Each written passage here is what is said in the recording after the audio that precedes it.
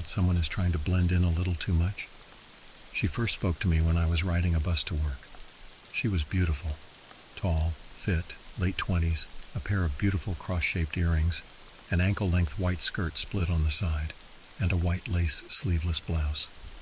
Her hair was brown, in a French braid with bangs on either side of her face.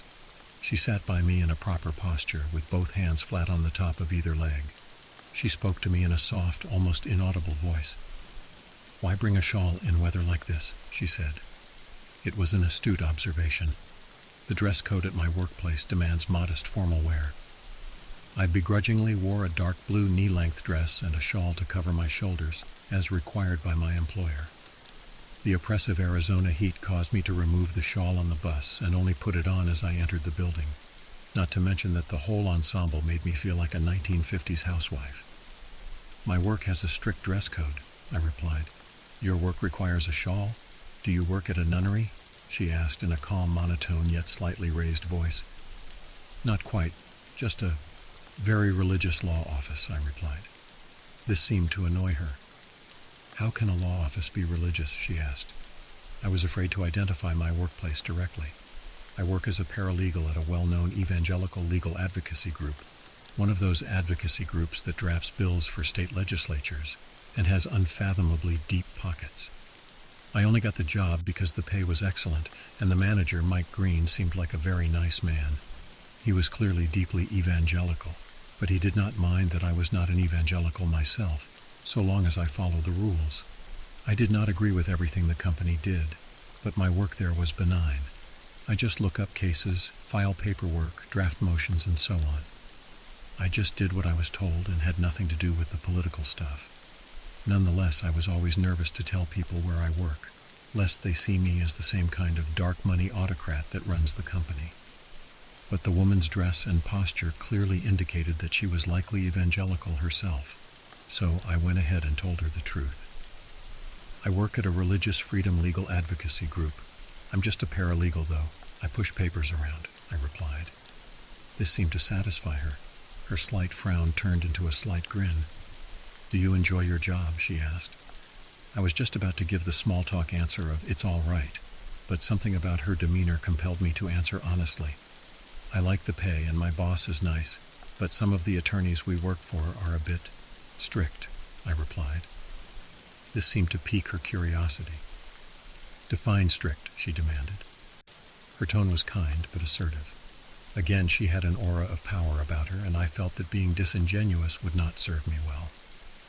I explained how the attorneys tended to treat the paralegals like children and took pleasure in lecturing the female staff about their life choices.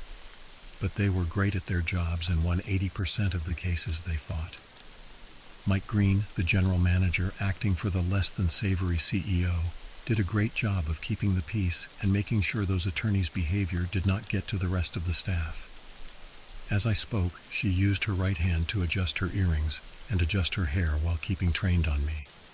Her right hand was adorned with rings of different colors and rainbow-painted nails. She wore 2 pretty bracelets. Any time I would start to look away, she would put her hand on the seat in front of me, drawing my eyes again. Talking only about myself made me feel like a narcissist, so I turned the conversation to her. "What about you? What do you do?" I asked her politely. "I'm heading downtown," she replied. I found this non-answer odd and began to question it when she spoke again. "Oh, I think this is your stop," she said. I nodded, said thanks, then bolted off the bus lest I miss my stop. I wish I thought more about this sentence at the time, because it would have saved lives. I never named my place of work, so how did she know which stop was mine? As soon as I stepped off the bus, my briefcase spilled open. This was especially frustrating because I always lock my briefcase. It was a work briefcase with a double 4-digit combination, containing my personal laptop and some random non-critical paperwork and forms for work. It was poorly designed, and I'd opened it with a bobby pin before when I forgot my combination, so it was not too surprising that the lock would fail as I jumped out of the bus. I was able to recover most of the paperwork, but never found all of it. Specifically, I was missing 3 pages of a long correspondence between our retiring secretary and a hiring agency, which I had copied for her months prior. I did not fret and continued on with my day. At the time, nothing seemed out of the ordinary, but 3 weeks after this, I walked into the office to find a new secretary in training. Her name tag said Lyudmila Belova. The name seemed vaguely familiar, but I could not place it. But the woman was very familiar. It was the woman from the bus, still wearing the same outfit as before, minus the adornments on her hand. I also noticed that she did not have her shoulders covered, and nobody seemed to care. She was immediately good at the job. It was like she had trained her whole life for it. Her CV contained exactly what we were looking for. Our usual secretary, a bitter woman approaching her 70s, tried to train the woman, but she needed little training. She was, by all accounts, an excellent secretary and a kind woman. I let my odd interaction with her on the bus slide and enjoyed the benefits of having a hard-working and friendly front desk for once. But there was something off about her. She was wearing the exact same outfit every day, and her outfit did not meet the dress code. Her shoulders were exposed. I would have gotten crucified, no pun intended, for wearing that outfit. I wanted to ask my boss, but I decided not to, as it would be quite petty of me to whine about dress code that I myself didn't like. Perhaps she had some kind of skin condition, or perhaps the boss made an exception because of the heat. There were many explanations. I tried to talk to her many times, but she was quite reserved. She would gladly answer questions pertaining to work in great detail, but she never answered questions about her personal life. She was a silver tongue, and I did not even notice that she was deflecting until later. I avoided asking her why she was deflecting for 2 reasons. First, it was really none of my business, and she had a right to her privacy. Second, I was not about to jeopardize my job by making a scene. In hindsight, I wish I did interrogate her further, before it was too late. A series of unfortunate, yet seemingly unrelated events caused the company frustration. None of it was particularly out of the ordinary, but the timing was definitely out of the ordinary. First, it was the fax machine. We used these machines constantly, but over the last few weeks, they kept breaking down, each for a different reason. The first machine broke because an improperly installed ink cartridge. The second had a screen fail. Third had a damaged cable. This meant that a portion of the staff had to go down 2 blocks to fax documents. Next, the fridge failed. This meant that we had to start ordering in food for lunch, but it didn't meet everyone's dietary needs. So the company had to resort from sending some of the interns out on food runs. Next was the coffee maker. It lost a gasket and started spewing grounds into the coffee. Now interns were making coffee runs too.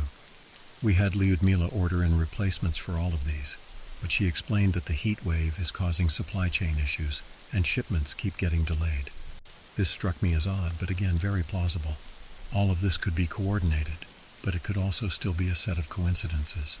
So I gave her the benefit of the doubt. The result of this situation is that there were a few hours a day where the only remaining staff in the building were the general manager, Mike, me and my 2 paralegal co-workers, our 2 vicious attorneys, our secretary, and our 2 security officers. I was overworked but managing to keep my calm until I stumbled upon Mike and Lyudmila in the office. I was merely peeking in through the ajar door, marking his office as I passed by, when I noticed that Mike was caressing Lyudmila's leg. She said something inaudible and left the office in a hurry. I was disgusted by this, and my long-standing vision of Mike as a kind man came crashing down in a moment. That is why he hired her. That's why she doesn't have to follow the dress code. He liked how she looked. But the feeling of betrayal over his action was overshadowed by the intense empathy I felt for our odd secretary. In a few seconds, my entire perception of religious culture was shattered. I felt terrible for her. No wonder she was so reserved. She had been harassed by my secretly creepy boss the whole time. I pulled her aside and told her I need her help with something, then took her to a quiet library in the back of the building. This is where things took a turn for the strange. "Are you okay? I can't believe he did that," I asked, still gutted for her. Her response was simple, yet incredibly puzzling. "Why?" she asked, with the same confident and neutral tone she had on the bus. This question threw me off guard. It was such a simple and innocuous question, yet it suddenly felt as if she was peering into my soul. It made no sense. She looked distressed as she left the office, yet now she was neutral, some kind of coping mechanism perhaps. I stood there, mouth open like I was going to speak, yet the puzzling response left me speechless. She repeated the question, "Why can't you believe that he came on to me?" she clarified. Her tone did not change, but something about the way she stared, unblinking, made me feel obligated to answer truthfully. I had that same feeling on the bus with her, like something terrible would happen to me if I lied to her. Yet nothing in particular she said or did suggested that. Well, the purpose of the company is to protect religious freedom. He is a deeply religious man, and we work to spread the word of God. I thought he was true to his religion, I suppose, I replied. She did not like this answer, just as she did not like it when I said I worked for a religious law office. She frowned and spoke again with a sharper tone. "Why do you think he would conduct himself in this way if he is true to his religion?" she asked, unchanging in tone or expression. I thought about this question, and it hurt the more I thought about it. There wasn't a reason. "I don't know," I replied. "Perhaps one who presents themselves as devout may have ulterior motives." "What might his motives be?" she asked. This seemed strangely inquisitive. I thought back to our interactions, our goals, all of our paperwork.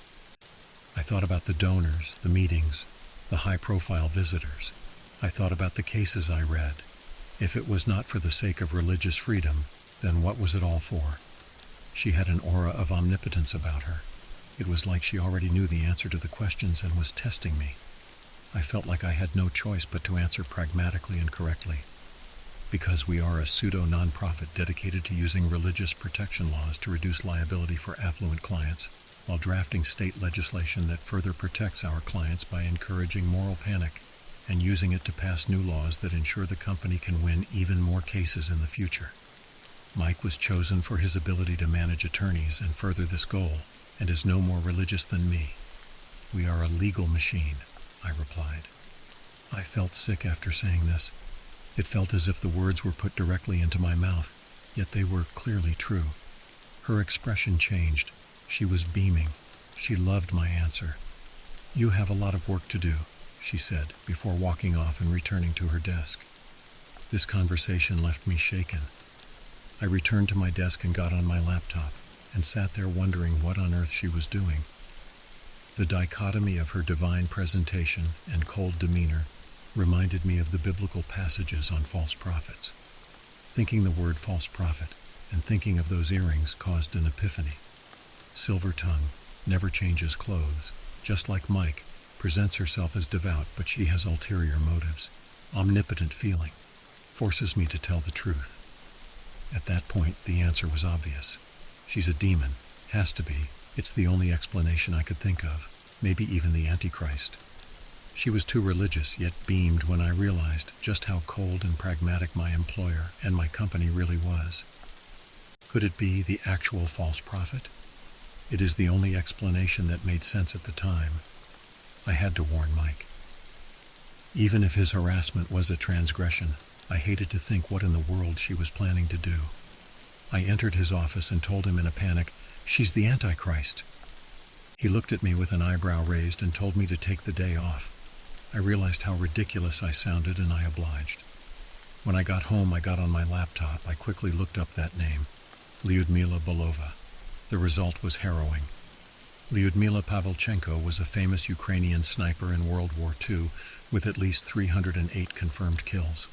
She was married as a teenager and left her partner, but Ukrainian law dictated she would have to retain his last name. Her true last name was Belova, Lyudmila Belova. The one thing Lyudmila Belova, aka Lyudmila Pavlichenko, was famous for was killing Nazis. And if this woman is using that name and infiltrating an organization dedicated to religious freedom, I couldn't piece together what exactly her motive was, or why some kind of evil being would use that name. But it didn't matter. I didn't know what she was planning, but I had enough information to know it was nothing good. I tried to warn the police, but they told me to seek mental help. I tried calling Mike, but he did not pick up. Called the attorneys, but they laughed at me and told me to stay away from drugs. You would think an evangelical organization would believe the idea of a demonic infiltrator. But it always just a mask for a pragmatic law office with the amoral goal of winning cases at any cost.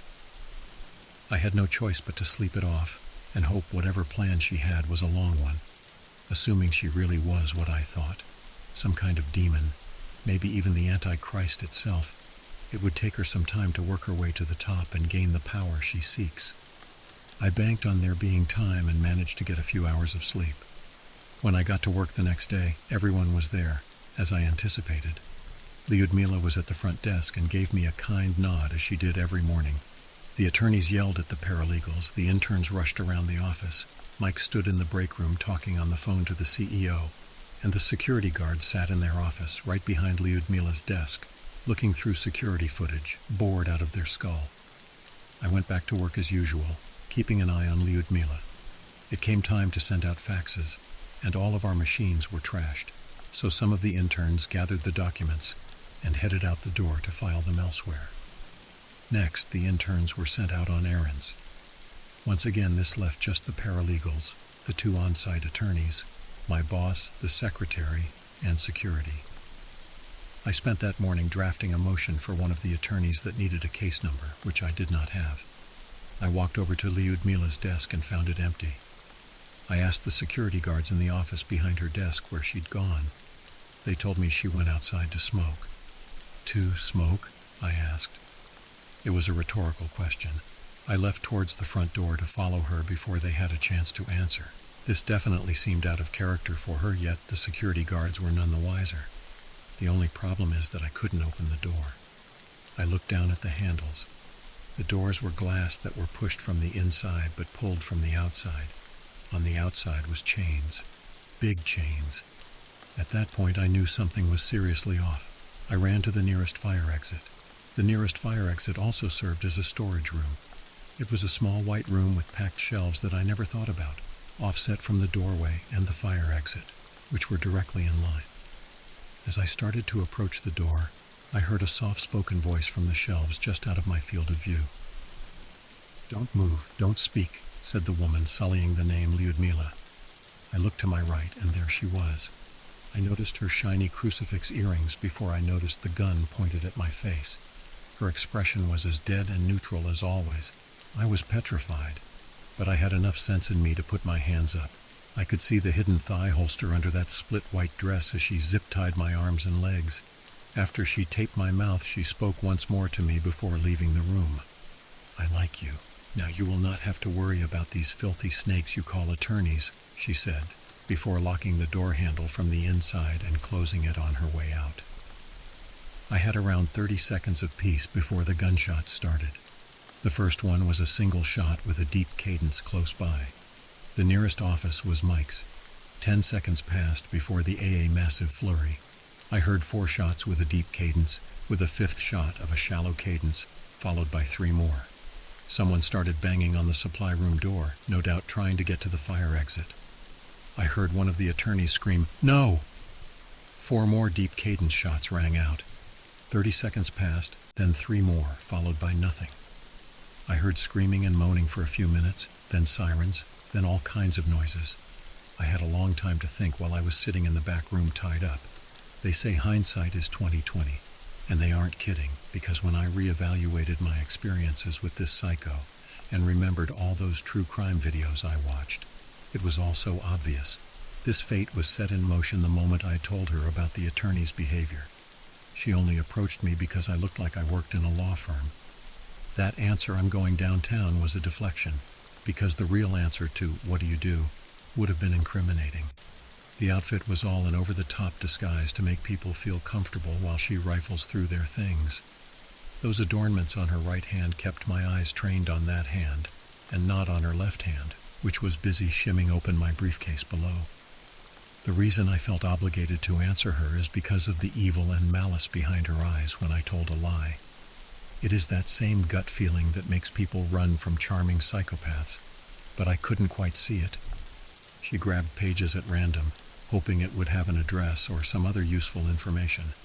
The pages she grabbed were perfect. It not only told her where I worked, it gave her a point of entry. She read the document and tailored her CV, made up experiences to look perfect at the job. She used my boss's own disgusting perversion to seal the deal. Once she was hired, she began sabotaging the office piece by piece. Her goal was to get as many lawyers and legal staff as possible while leaving as many other staff out of the office to minimize the chances of getting interrupted. So she sabotaged fridges, coffee makers, and more, to keep the office distracted and empty.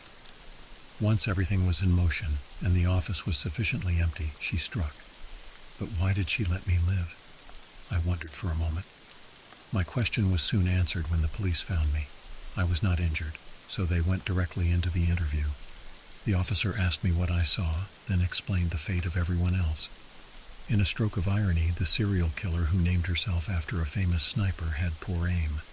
She shot and killed Mike Green, then went into the security room to take out the guards. She shot them, but took a shot to her abdomen. She fired back but missed her next volley, then fled towards the offices. Despite her injury, she managed to kill the 2 on-site attorneys, but could not find the hiding paralegal co-workers before she passed out from her own injury. In the end, only her, Mike Green, and the 2 attorneys died. Her real name was Vanessa Preston, and she had a long track record of crime: pickpocketing, shoplifting, animal cruelty, assault, and more. Her childhood convictions made her hate lawyers, who she saw as liars. She hated liars, and used some kind of moral crusade against liars as an excuse to commit perverse crimes. The same kind of ostensible morality that make killers target prostitutes. The police quickly linked her to 2 other killings: a lawyer in Vermont in her hometown, and a paralegal she met on the street. She only let me live because I was honest. Although her rampage is over, the effect she had on me isn't. I can't stop seeing that same cold, amoral motivation behind every organization. It's killed my religion and my love for law, and I can't stop thinking about those malicious eyes behind that pretty face.